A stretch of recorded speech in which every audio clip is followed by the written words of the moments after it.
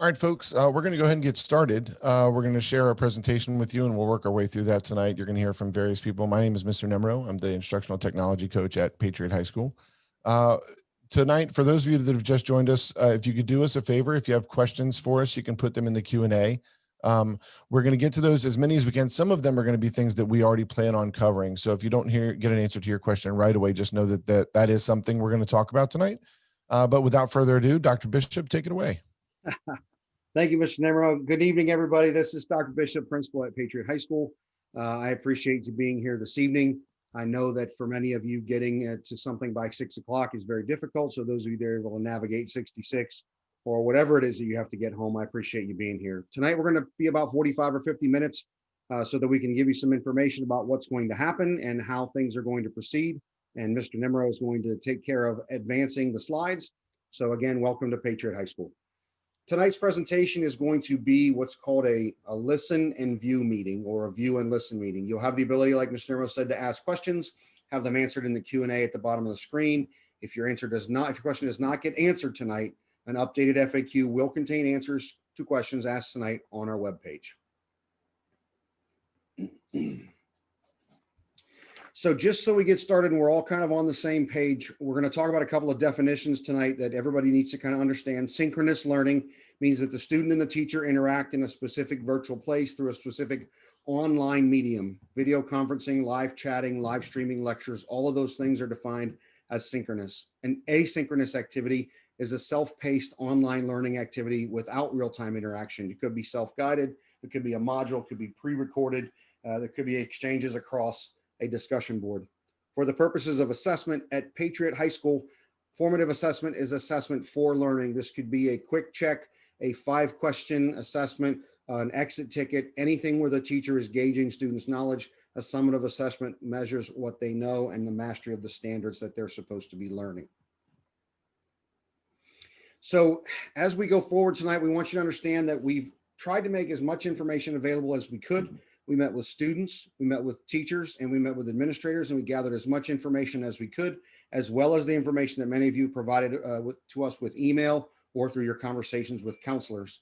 I want to share some of the positives of what's going on, a lot of the drawbacks that we're experiencing, and the things we want to try and make adjustment on, and then give you some information about virtual learning protocol, some support for your student, and then technology support and tools for parents if you're having trouble navigating Canvas or navigating an online environment. I'm hopeful that Mr. Nimro can help you to find that information this evening. So that you're aware, virtual learning is not the ideal situation, and it's not what we wanted to be in, but it's the decision that was made, and we're going to try and make the best of it for our students that we can. We've adjusted educational practice, essentially taking 150 years of educational practice and in about 7 weeks' time, completely changing and transforming it, asking teachers to navigate and master Canvas, asking students to navigate and master Canvas, asking parents to understand if they have more than one child in the school system, how to navigate those things. We realize that's difficult, and we want to try to make it a little bit easier for you and try to make it so that you can survive what's going on right now. We want you to know that we've done as much as we can to provide grace for students in the submission of work and the retakes of assessments. We're hopeful that if they miss a class, they're able to log in and find the lessons and resources that have been recorded and are available for them, and that you can monitor and check on their progress. And I'm pleased to announce tonight that the division, after some feedback from principals across the division, has extended the grade period to November 4th.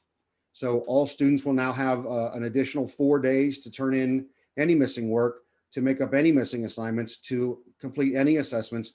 There's going to be an informational message that comes home from me tomorrow that gives you details about what that looks like, and hopefully provides you with the opportunity and your child with the opportunity to get some things done.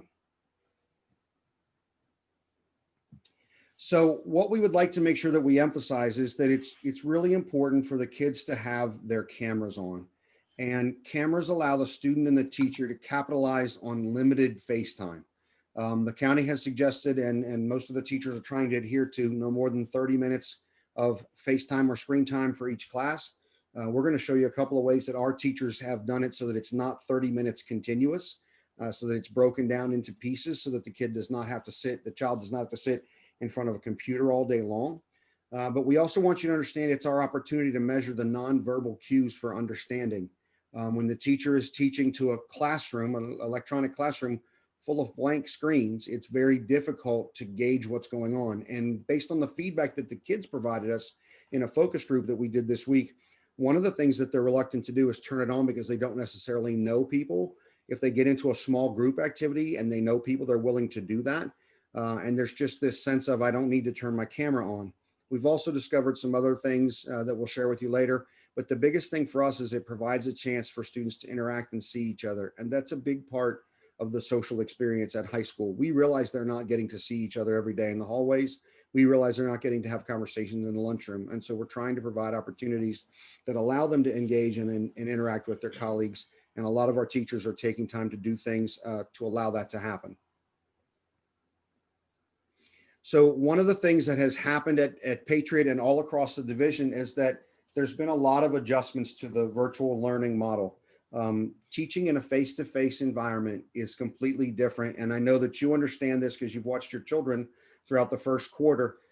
Being a virtual learning student is not always conducive for everyone. And so we've asked teachers to pare down, reduce, adjust. We've taken assessments and broken them into pieces instead of a one-time shot. We've set up time limits for those things to be done within a 2-day or 3-day period so that if the child needs some help or assistance, they can get it. We've reconsidered all of our pacing and we continue to make adjustments, specifically in our core content areas. And we've tried to make sure that we can narrow our students' focus down to what the essential concepts are and the essential skills are that they would need to be successful. One of the things that's really important is to make sure that they're participating. And as I said before, one of the things that we want to make sure is that they're there and they understand. The teachers have office hours, and I've compared this to going to the teacher's desk when you're in class. If you don't understand, you walk up to the teacher's desk or you find a way to go ask the teacher.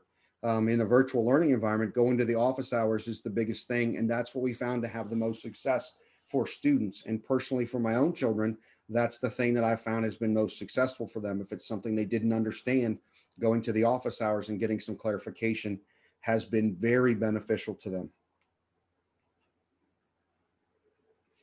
So some of the things that we've discovered and some of the things that the kids have shared with us, there are students who leave the class right after the 30-minute lesson is over because that is the minimum.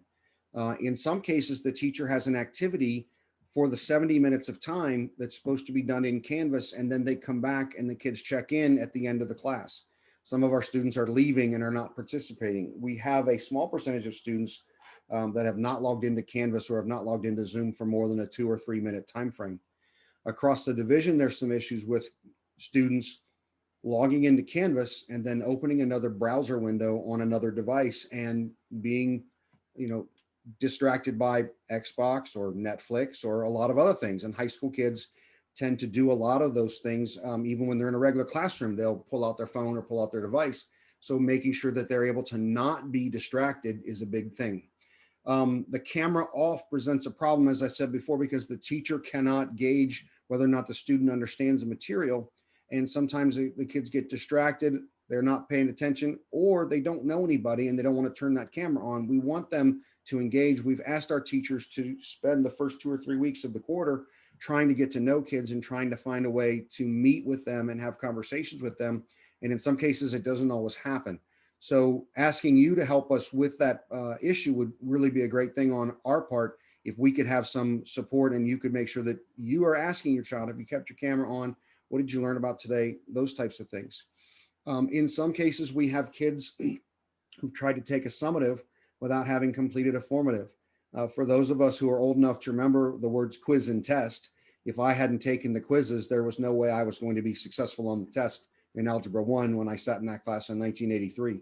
So understanding the practice and understanding the assignments and understanding the tasks has been a big deal. We are working with our teachers to delineate assignments versus classwork, tasks versus graded assignments.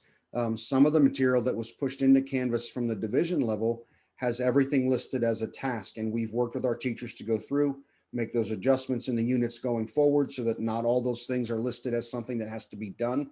And Mr. Nimro is going to help explain some of that stuff later in the presentation about how to distinguish.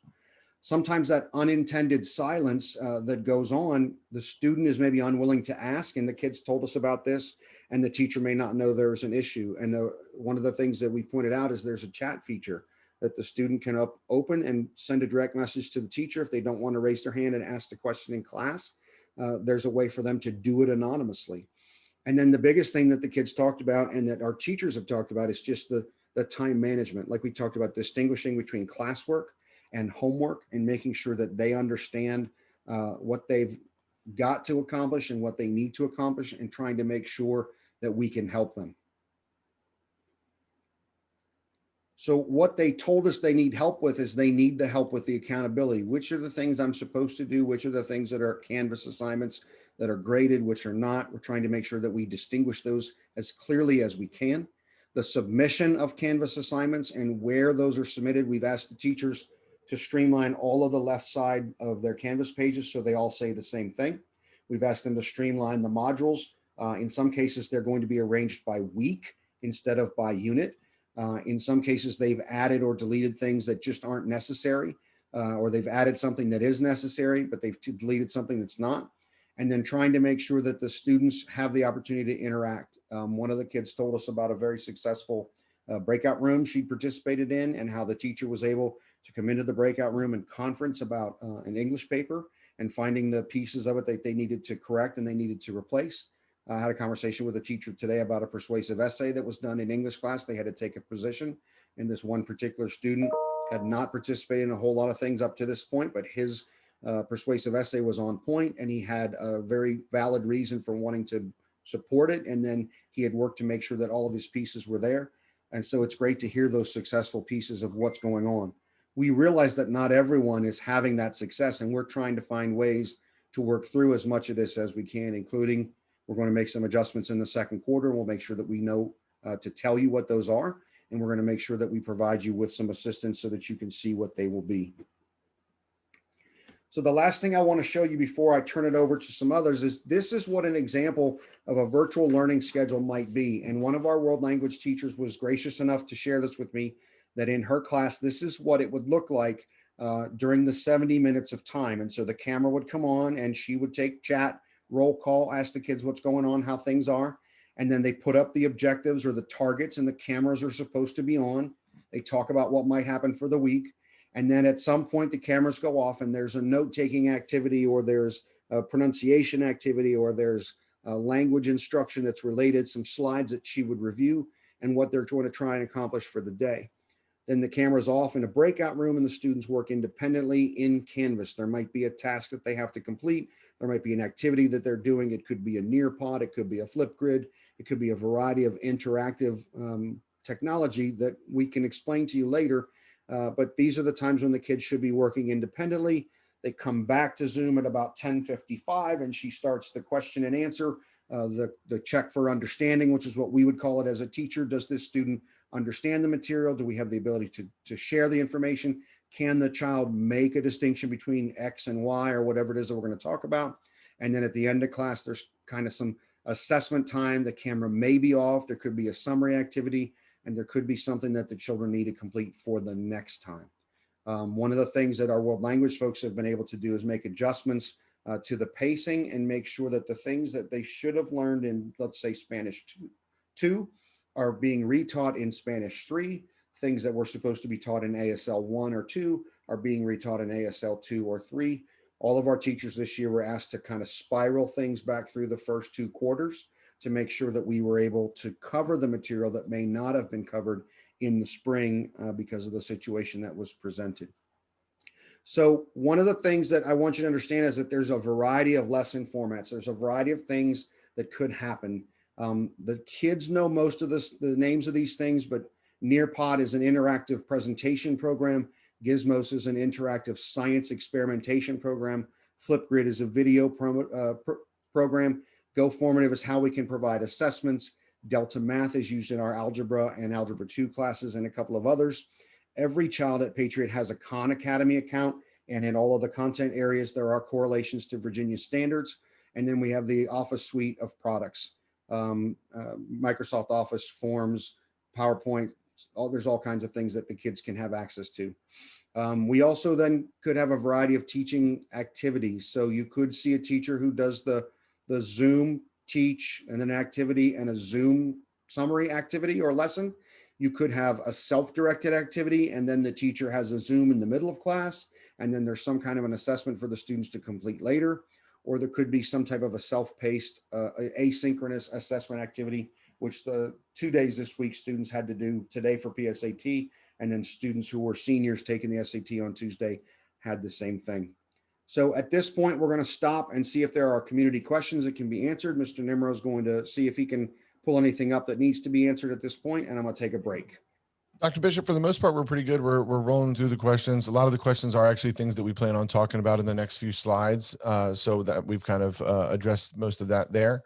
So no, I think we're good to go. Up next, we have, correct me if I'm wrong, we have Miss Dolores Lucas and Mr. Brown from our admin team are going to address some things. Yeah, and real quickly before I leave, I want to make sure people understand the report cards adjusted as well. They will come out November 16th instead of, I think, on the 10th is what they were before, but they're going to come out November 16th. So I'm going to step away here. Very happy to have Miss Lucas and Mr. Brown a part of this, and I'll let them take it away.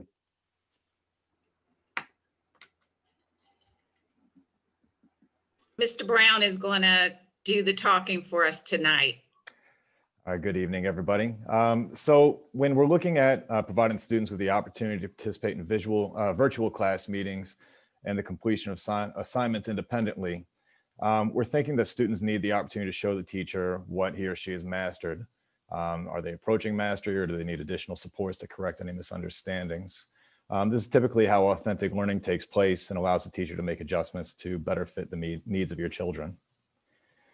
And looking at the idea of office hours time and the one-on-one time with teachers, we want students to seek out opportunities to get additional support for their learning. Students are encouraged to take advantage of these office hours. To ensure that your students' needs are being met, we really recommend that they contact their teacher to schedule a specific time to meet, along with letting them know the potential topics for conversation. The goal is, by arranging the meeting ahead of time, solutions-oriented focus can be added to this one-on-one meeting, and the teacher can plan ahead for the needs of their particular student. When we look at office hours and what should be expected during those times, students can expect the teachers to be available via Zoom or chat for the duration of the office hours. Arrangements can be made in advance with students to assist on specific skills or concepts with students. Parents can request a teacher-student parent conference to discuss concerns as well. Teachers will maintain a log of students who attend office hours. A lot of teachers have provided flexibility this year. And when we think about flexibility, evaluating the demonstration of mastery can be difficult at times, especially over the virtual environment. Different students have different needs that need to be taken into consideration. And this planning needs to go into the planning for teaching your students so they can master the content. Because of this, students may use alternative methods to assess student learning. Beyond the traditional assessments that you may be used to, that may include things like multiple choice or short and extended responses. Students may be assessed using project-based opportunities, oral assessments, and a variety of other formats that are more conducive to student and class needs. Additionally, teachers provide opportunities to retake assessments for students seeking to demonstrate improved understanding of content in a variety of formats.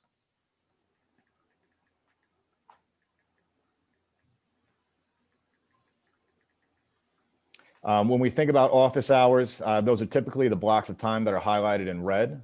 You'll see that on Tuesdays and Thursdays, there's a substantial amount of time, usually between 8:30 and 10 a.m. And then at the end of the day, there's opportunities between 2:50 and 3:30. Reaching out to specific teachers and letting them know that your child needs help, or having your child reach out to those teachers and say, you know, what questions they may have, what topics they may want to cover, really supports the goals being completed during these meetings. Especially if teachers are able to have specific times to meet with your student, they have a little bit more idea of how to plan to meet the needs of your student. They can try and kind of guide the conversation and make sure they're available to address specific concerns. And in some cases, if they see numerous concerns coming up of the same variety, they might ask multiple students to be in on the meeting at the same time. So as you can see, there's plenty of time for office hours on regular work days. And on Mondays, you'll see that it's extended quite a bit beyond from 11 a.m. to 3:30 p.m. And can I add one other piece to that before we move on? This is Miss Lucas. Hi, everyone. How are you all doing? I just wanted to remind parents that when students submit their assignments on Canvas and it's graded through Canvas, it takes a little bit of time for that grade to go into parent view, or really it's student view. So the teacher still has to input that grade in the teacher view so that students can see it and parents can see it. So you may not get an immediate grade to be seen in the grade book, or it may look different in Canvas from what it looks like in the grade book. So we just want to make sure you all understand that there is sometimes a little bit of a delay in the teachers inputting the grades into this teacher view, because it's not synced and automatically does that for them yet. We don't have that particular program in Canvas. Thank you, and thank you all. And Mr. Nimero. I also saw somebody ask a question about how they can find out if their children have done something in Canvas. If you have the Canvas parent app, you can see all of their assignments. But if you download the Canvas student app and impersonate your student, you can actually see the green check marks next to the tasks that have been completed. But I know Mr. Nimmer has some other things to add to this. I just want to make sure we put that in there. Okay, thanks everybody. Up next, we have Ms. Kearns from our school counseling office and Mr. Van Gelder. Hi, I just want to introduce myself. I'm Amy Kearns. I'm the counselor for students with the last names A and B. And I wanted to share some of the helpful input that I've been given from parents and students that I've been working with. And also as a parent on my own here with 2 middle schoolers, I found out a lot of helpful tips for Canvas. The first thing that's been working for myself at my house and for a lot of parents is setting up a weekly conference with your child.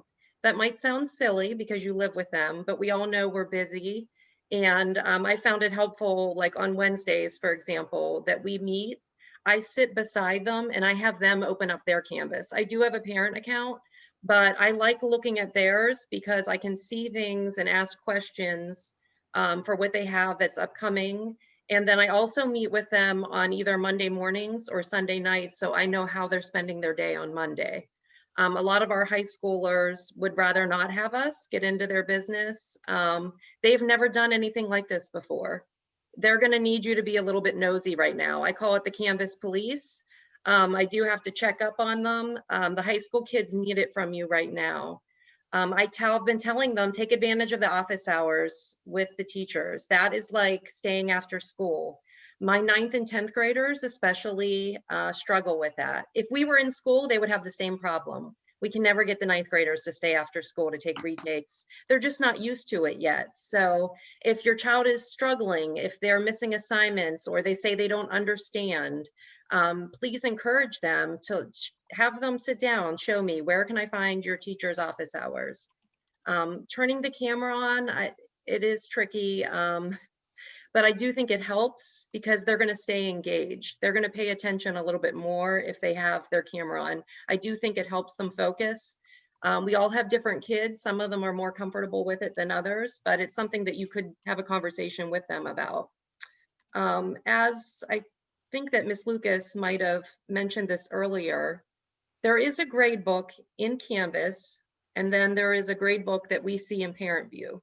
My child's history teacher did a beautiful job of explaining it to me because I was surprised to find this grade book in Canvas. She said, don't think of it as a grade book.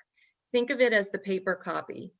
So when your child hands something in, you can see that they handed it in, it'll say submitted, but don't pay attention to the grade in the Canvas grade book. The grade is in Parent View. That is the teacher's grade book. But the paper copy, so if your kid is missing something and they say, I handed that in, you can go into the Canvas grade book, which is located under their dashboard, and you can check in there. It's helpful, like I said, to sit with them and look at it with them so you can ask questions. emailing is funny. It's something I never thought would be hard. As a high schooler, you would think they are so much more technology savvy than we are. I had 2 kids tell me this week, I'm really scared to email my teacher.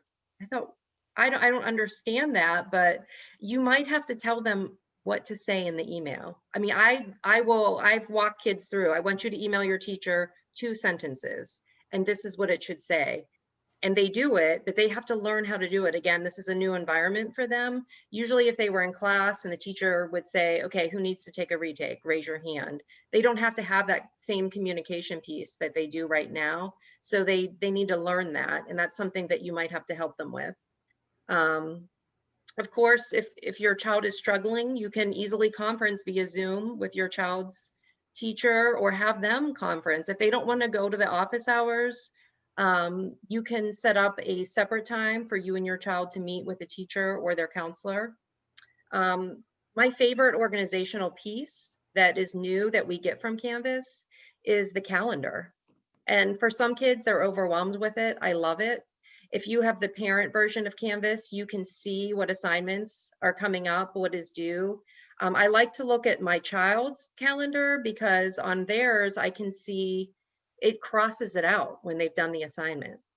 So in dashboard, if you go to calendar, you can make it so it shows only one class at a time, different things like that. So there are a lot of great tools that we can use in Canvas.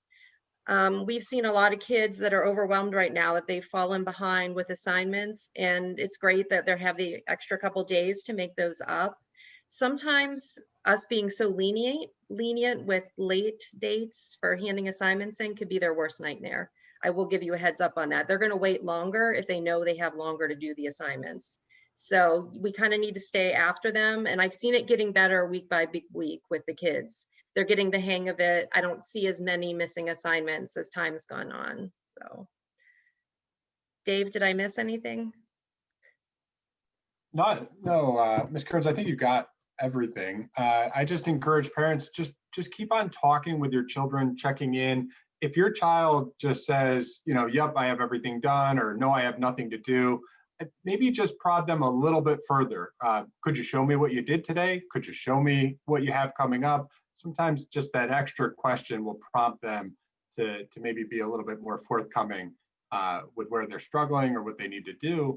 And then like Ms. Kearns said, helping them to write the message to their teacher is a great life skill. Our students are in high school now, and so we certainly want them to learn to navigate those conversations with their teachers. If you're having trouble with your child taking the initiative to get into office hours, I think it's been said, reach out to your child's counselor or to their administrator. We're happy to kind of connect directly with the teacher and have them not force the issue, but to really set that one-on-one up, and then hopefully your child feels more comfortable in the future. Otherwise, yeah, I saw a parent put in the questions, what happens if my child's teacher is unresponsive? We are overloaded with emails right now, and I've missed some, and I'm sure teachers have missed some. You can reach out to your child's counselor. I always tease, I joke with the kids, I tell them I'm their academic agent. So if they need help communicating with teachers or administrators or whoever it is, that's what we're there for. So you can always call or shoot us. Email is best, but we're here to help. Great.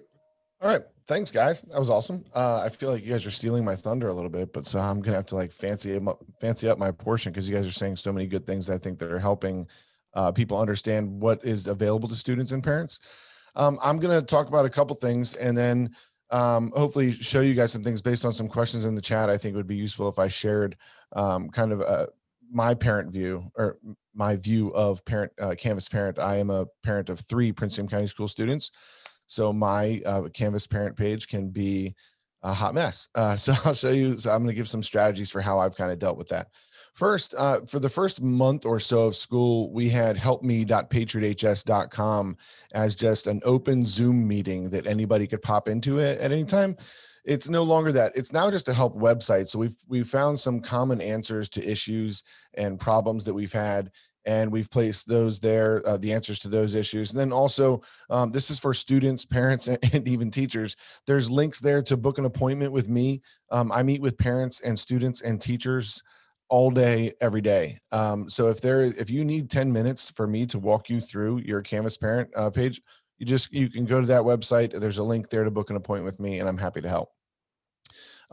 If you are having trouble, if you have a school device and you are having trouble with that, please reach out right away. They can, your student, your child can reach out directly to me. They can let their teacher know, and their teacher can funnel it, or you can contact the Prince William County School Help Desk.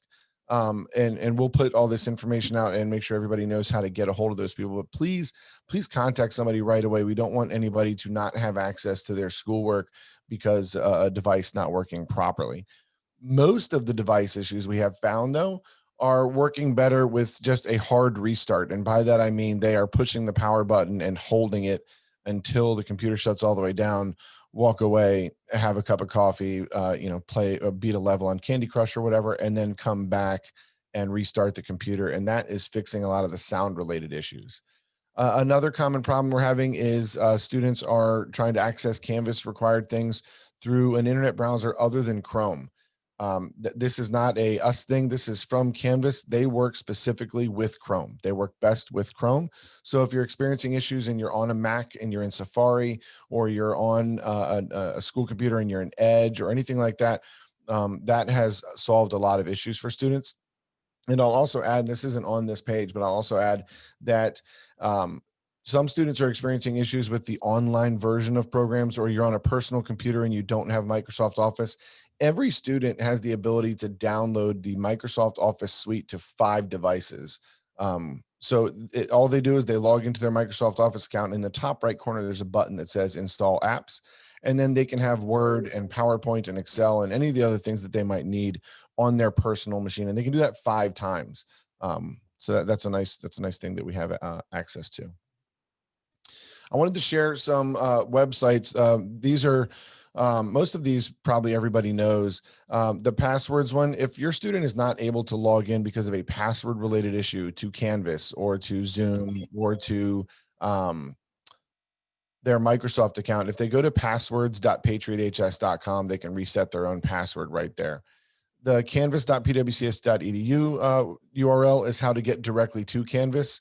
I've seen some students going to like Googling. I've literally seen in a Zoom, they show me how they're logging into Canvas and it won't work. And they're just Googling Canvas and then clicking a link. And one of the very first links on that Google search is a school system in California. Our students' logins will not work in that school system. Logging in at zoom.pwcs.edu is a good way to make sure that they're in their Zoom account with their correct credentials. pwcsbackpack.com is a site that some colleagues of mine and I have put together that has tips and tricks and pointers and videos in other languages to help parents and students navigate not just Canvas, but all sorts of other things. And then if you go to pwcs.edu/parents, that's an easy way if you're having trouble finding some information specific related to technology or to Canvas, or you can't remember how to get to your Canvas login. That's a good website for that. I do want to take a minute now. I was going to show one other thing, but I'm kind of changing my mind in real time. I'm going to show everybody what my Canvas looks like from the parent perspective and give you guys some strategies of how you can kind of organize for those of you that may have more than one Prince William County School student, or even if you don't really, even if you just have one. So I have 3 kids, 2 in elementary school and 1 in middle school. And you'll notice that probably the very first thing you notice about my dashboard is that there's a lot of pink.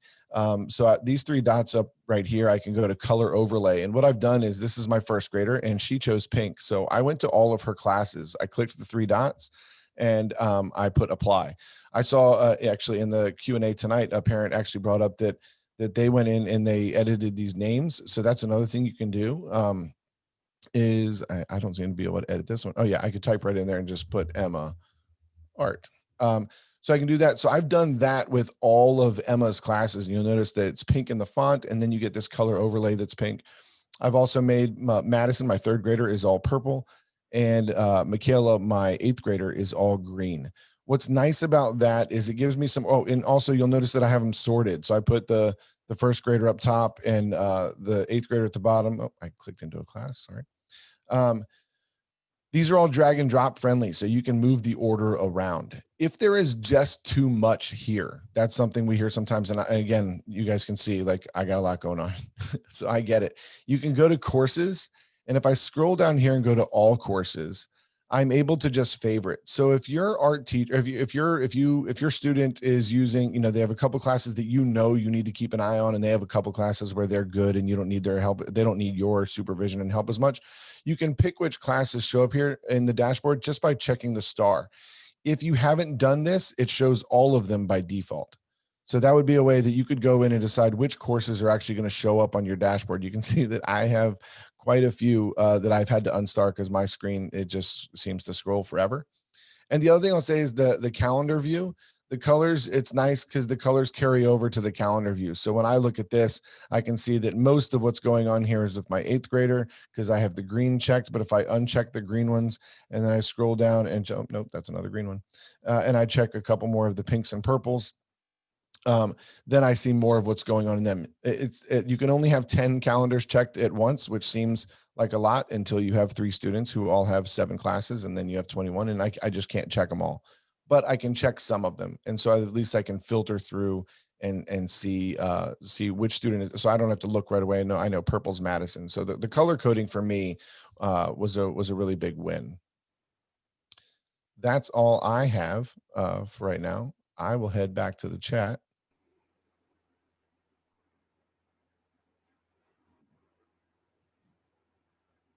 Anything there, Dane? I muted myself. It appears that we have worked our way through the Q&A pretty well. So there's not a lot there right now. No, sir. Okay, so ladies and gentlemen, before we finish up tonight, and I know that there's probably still some questions you have, if you'd like to email one of us directly, we'll be happy to answer your questions. I do want to make sure that I mention a little bit about what happened today. If your child was scheduled to take the PSAT at Patriot and was in attendance, there is a Dominion power line that runs behind the building that feeds the building, and a tree fell on it today at 10:22. We had to stop the testing because the power went out in the building, and we were able to resume testing at 10:30 because there was natural light in the classrooms, but it does count as an irregularity for the College Board. So that means when your child gets their scores from this morning's exam, if they decide that they want to retest, there is one in January, and it's at no charge to them. And the PSAT does not count for them. So that's going to come as a notification to you. The same thing for the students who went this afternoon to Brentsville. I want to thank Kat Mintz, the principal at Brentsville High School, because we called her at about 11:15, and she was able to change and adapt and adjust. And all of our proctors went to Brentsville this afternoon for the afternoon system of PSAT and made sure that it was taken care of. So a couple of things that we would want to make sure that we emphasize for you is that encouraging your children to be proactive is the best thing that all of us can do right now. Many of us have reached out to students. Many of us have reached out and had conversations with students about what's going on. There are a handful of kids that virtual learning is not for them and they don't want to participate. And unfortunately, we need them to participate. So trying to find ways to motivate them. We may ask you for help in that conversation. Like Mr. Nimro said, the color code system and checking up on them in Canvas is a great way to keep track. But if your child needs assistance, there is a virtual tutoring program that's available for 4 content areas: Algebra 1, Geometry, Reading and Writing, which would be English 9 or English 10. You can email Mrs. Stephanie Bretsky. Her email still is hicksm@pwcs.edu, but her married name is Bretsky, and she will be happy to help explain the information to you. Again, it is a free program. If your child registered for the PSAT today using their Prince William County email address, Khan Academy will automatically tailor a PSAT remediation program for them to get ready for the SAT. And Mr. Nimmer has explained this previously, but it is a great way for you to get free tutoring for your child to take the SAT in the spring. And they will send it directly to the email address once the tests have been calculated and the scores have been calculated and then calibrated to the national average. And they will tell your child, these are the things you need to do. Dan, if you want to elaborate on that, I'm not sure if you do. Yeah, I did just want to touch on that. I don't know if that's something that a lot of people know about, is that Khan Academy works with College Board. So the work that your student can do on Khan Academy is tailored specifically to them. If they're interested in that and they don't know where to start, your student can book an appointment with me and I'll walk them through the whole thing. And then you can, review the teacher's recorded lesson and make sure that they know what's going on. The biggest thing for us is monitoring social media participation during the day. I know that can be challenging and troublesome, but I do know of a situation where a parent at another school actually had to get into their child's browser to delete and disable Netflix so that their child would not watch Netflix during the day. I'm hopeful that we don't have any students like that, but that possibility exists. But just making sure that you're able to find out what's going on and how things are going for them during the day. And so then the last thing that I want to make sure that everybody understands is that we really do want to make sure that your child is successful. I know this is not the situation that many of us wanted to be in. I want you to know that I sympathize with all of you, and I miss seeing the kids in the building on a daily basis. It is not a great environment when there's just a handful of kids walking through the hallways. But my hope is that with the return to learn plan that our school board has put forward, in January, I'm able to hold some kind of an orientation session for ninth graders and new students that's not virtual. I will be happy to send that information to you once it's finalized. I want to make sure that I can provide as much support for you as I possibly can. And the thing that I tell our teachers every day, and I just want our students and parents to understand it as well, we're working every single day to be better today than we were yesterday, and we want to be better tomorrow than we were today. I realize that many of you have some frustrations. I will be happy to work with you through those. My members of my administrative team are fantastic people and even better educators, and I know that they're willing to work with you as well. If you have a problem or concern, I'm encouraging you to reach out to us and to ask us questions. We have made some visits to other places around the state. I visited Culpeper County Schools, and my boss, Mr. Mulgrew, visited Patrick Henry High School in Hanover County, taking some of those ideas and thoughts into incorporating what a 50-50 model looks like in Prince William County. Our security staff and custodial staff has been working very hard to make sure that the building is prepared and is ready if the plan is enacted as designed, and that the students return at the end of January. At this point, are there any more questions or any more concerns?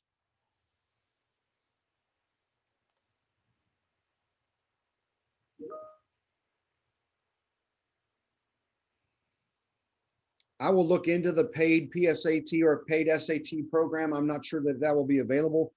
Those of you that have ordered caps and gowns, we are going to schedule pictures in the spring for students to take with their caps and gowns, but with some of the COVID restrictions, we weren't able to do that for our seniors. Is there anything else there that I've missed, Mr. Van Gelder or Mrs. Lucas?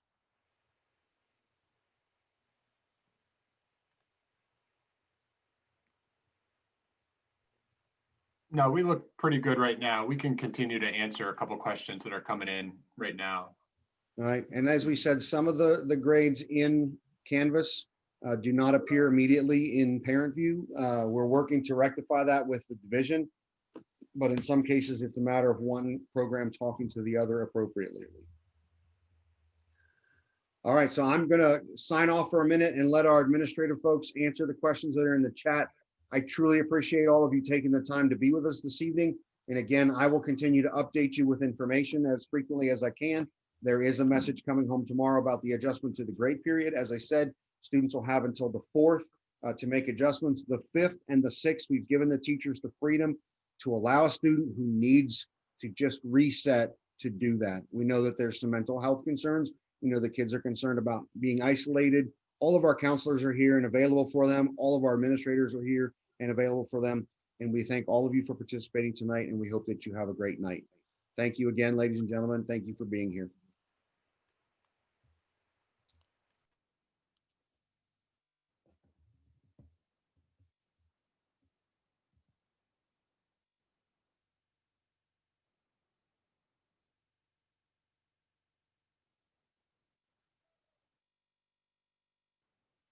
Okay, everybody. Thanks a lot. We appreciate you coming. Everybody have a great evening.